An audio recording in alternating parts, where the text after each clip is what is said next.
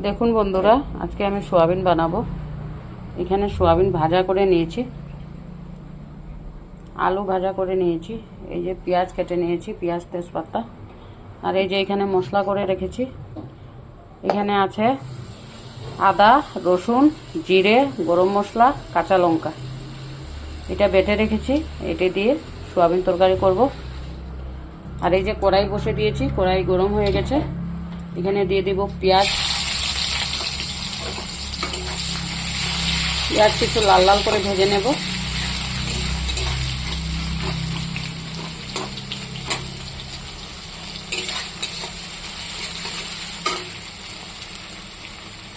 আর দিয়ে দেব দুটো তেজপাতা।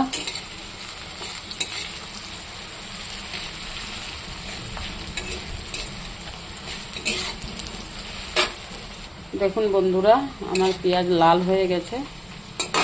এখন আমি এখানে মশলা দিয়ে দেব।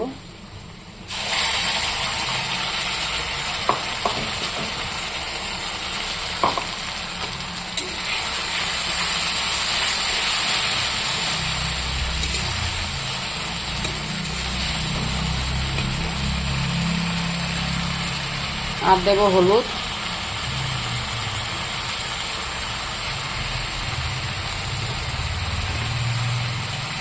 এরপর দেবো লবণ। মশলাটা একটু ভাজা করে নেব।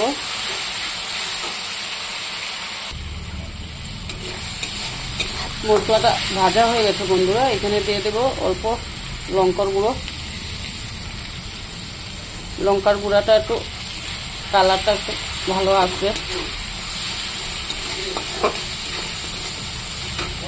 এখানে দিয়ে দেবো থোড়া জল।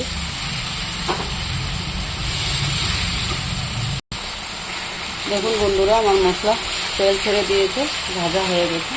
আমি এখানে দিয়ে দেবো আলু।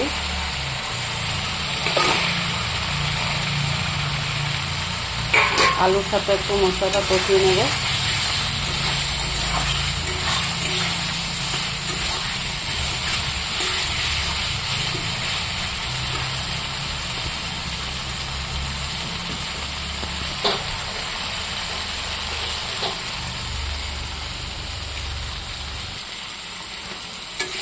আলুটা কষিয়ে নিয়েছি, এখন দিয়ে দেবো সোয়াবিন।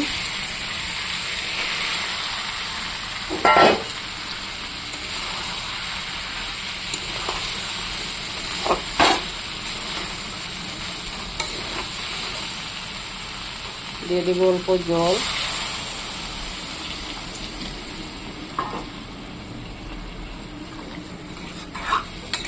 এখন একটু ফুটতে দেব।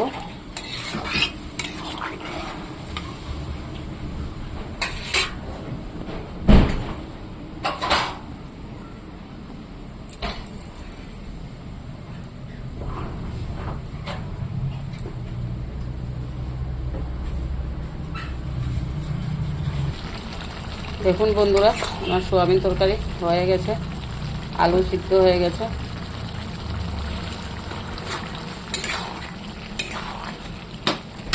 এটাতে দিয়ে দেবো আমি অল্প কাঁচা পেঁয়াজ।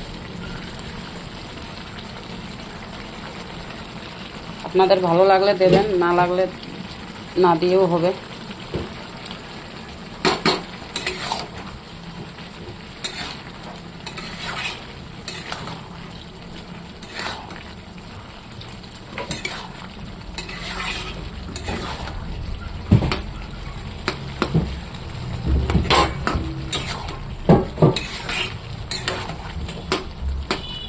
হয়ে গেছে বন্ধুরা আমার তরকারি।